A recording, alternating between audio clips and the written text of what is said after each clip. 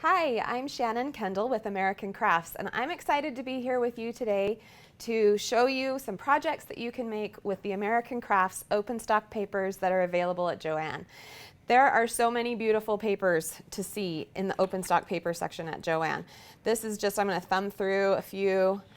I keep mine in a magazine holder type storage so they're all together and I can flip through them and pick out beautiful papers to use on my paper projects. So you can really use them for anything because there's such a wide variety of designs and styles in here. So today we're going to make this fun little mini album. Now I don't know about you, but I am tired of this long winter and the pandemic, so I'm excited for summer to be outside again. And so I made this cute little happy mini album and I'm excited to show you how to do it today.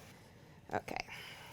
So this is the little mini album and it's made up of little pocket pages with a hidden hinges binding, and these pockets have little inserts that can pull out. You can put photos on them, you can do journaling, and like I said, I was looking forward to summer, so I did a summer bucket list and some photos, and I might replace these photos with our actual activities that we do over the summer and check them off on our bucket list. So I'm excited to get started and show you how we made this. So I'm just going to put this finished one aside and show you the papers that I chose. So I went through my open stock paper collection and I chose a bunch of happy rainbow colored papers.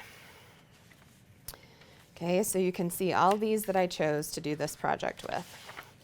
So I looked for similar color schemes, but threw in some pinks and greens and blues to kind of just have a nice, summery, fun rainbow collection going on.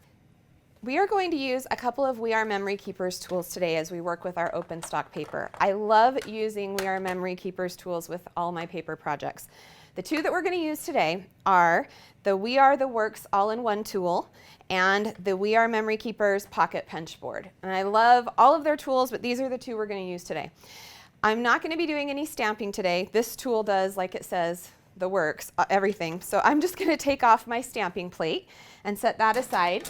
I'm mostly going to be using this tool today for scoring and trimming. So if you have another tool you love for scoring and trimming, you can use that as well. All right, I'm going to open up my swing arm just so I have my longer ruler to work with, and then I'm going to grab my papers. So I showed you the ones that I had chosen, and just to save a little time in our little class today, I have pre-cut these papers that I showed you earlier down to the sizes that I need to make my pockets. So I'm going to show you how to use this little punch board. So it comes with this handy grid and it comes with instructions. And this pocket punch board, you can make notched top pockets, or you can flip the instructions over and you can do a flap style pocket. So I'm going to do the notch style pockets today. And then this little guide is able to, you can store this on the back of your punch, and it goes down and shows you for each size of pocket that you want to make, how to set your punch board, what size paper you need, and then there's the two columns. So there's a paper size if you're doing the flap type pocket, or a paper size if you're doing the notch, and we're going to do the notch ones. But if you wanted to do the flaps in this album, it would work just as well. Okay, so for my first little pocket, I've written on the back my measurements for you guys, but you can find them right on here. It's a 2 1/4 by 2 3/4 paper, and I'm going to set my punch at B and 1. And what those are these little guides right here. So one of them is ABC and one of them is 1, 2, 3. So I'm going to put my first peg with the arrow facing me in slot 1. And then I'm going to set my second peg with the arrow facing right in slot B. And then you're going to take your paper, and you want the longer side of your paper, and you're going to place it right under those guides. You want the longer side at the top, at the numerical peg. Then you just lower this down, take your trimmer, and run it through the track.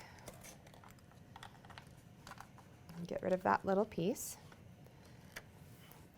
And then you're going to flip it over to the opposite side and do it again. Just making sure it's pushed up under the track. Okay, and then for scoring your pocket, you're just going to flip out For this little one, we don't really need these, but I'm going to flip them out as we go to the bigger ones. We're going to need them. So these two little parts of the punch board open up, and then you have your score lines.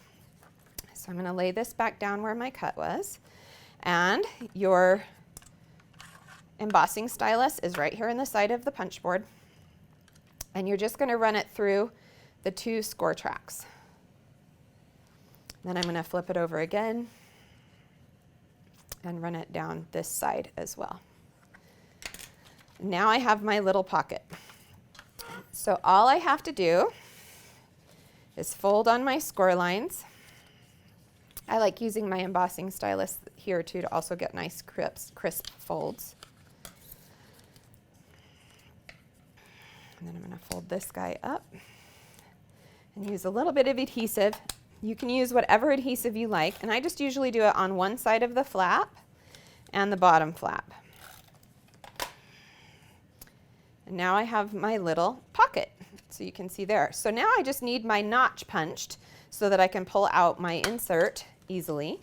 And that you also do on the punch board by just turning it around, and this is your punch right here. And so you just line it up. There's measurement guides to help you center it. You just line it up and punch. And now I've got my little notched pocket punch. So I can slip that in. So that's page 1. So we're just going to keep going, making our pockets. Okay, so this is a Hidden Hinges cover. So we're going to start with our hinge. And I'm going to bring in my trim and score, my works tool. So I've already cut this paper down to 8 by 3.5. And then I'm going to score on the 8-inch side every 1/2 inch.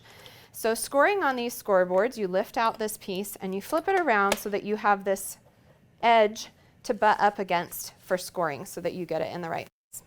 Okay, and again, the little scoring stylus is tucked inside the tool, and we're just going to score every 1/2 inch all the way along this length. And because my scoreboard stops here on this scoreboard, I'm just going to flip it and then keep going. Okay, now that we've scored every 1/2 inch, so move that aside, and we're just going to accordion fold on our score lines. When you're done folding, you're going to have a piece that looks like this, like an accordion. Okay, and then we're going to apply adhesive in the valleys. So these are called the valleys, these dips down in, and these are called the mountains. So we're going to apply adhesive to every other side of the valley. And I like to use double-sided tape. And then we're just going to bring those valleys together. And this will make our Hidden Hinges spine. Embossing stylus, and then you'll see you have all these little hinges, and then you have an extra little flap on each side for adhering to the cover. So you can see my little hinges there, and then my cover. Okay, so now we're ready to bring in our cover. So I'm going to set my spine aside for just a second. And I'm going to use a 12 by 4, excuse me, piece of white cardstock. I like doing my covers out of cardstock just to give them a little bit more weight, but if you wanted to use an open stock paper, you could. And I'm going to score both of the 12 by 4 pieces on the 12-inch side at the 6-inch mark, just right in half. This one I already scored, but we'll do it again. Okay, I'm going to set that aside again.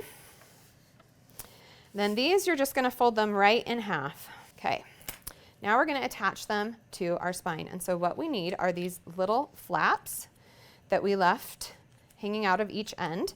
And we're going to adhere it to the inside of each cover. So I'm just going to use my double-sided tape again. And I'm just going to line it up with the inside edge, just making sure I got it lined up right, and adhere it in there. And then I'm just going to take my tape runner and close this up.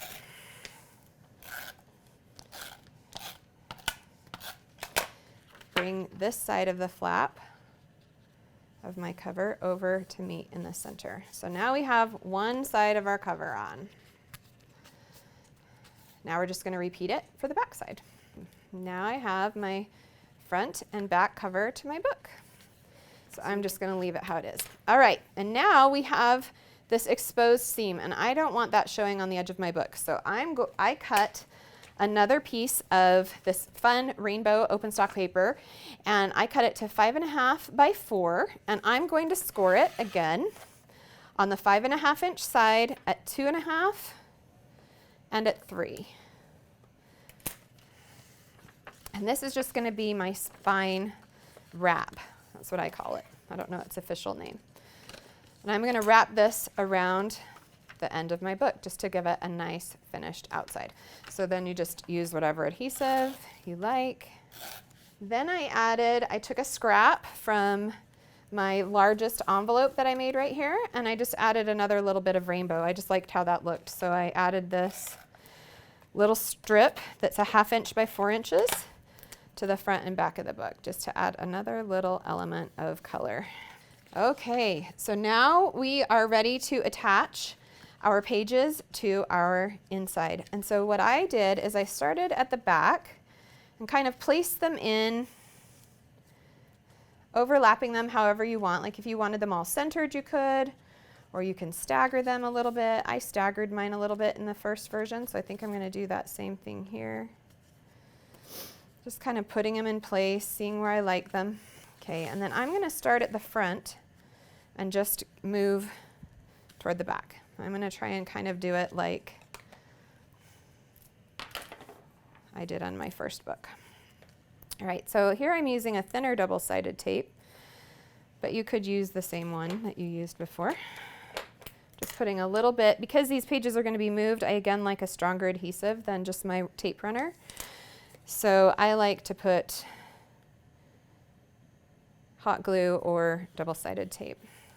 And then I'm just going to flip to the next page. So these little flaps have become your hinges.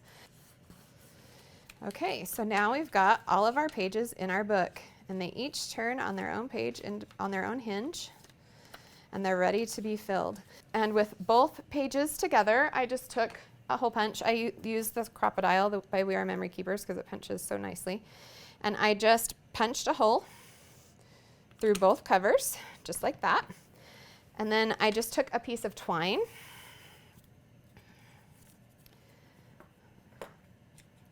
and I doubled it up. And then I'm just going to thread that through from the back.